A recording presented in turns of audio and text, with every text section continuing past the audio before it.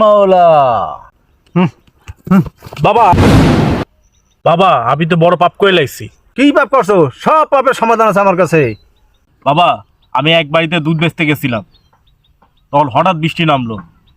বৃষ্টি নামার সময় ওই বাড়িতে আমি ছিলাম, এক মহিলার সাথে আমার অকাম ঘটে গেছে। কি কস?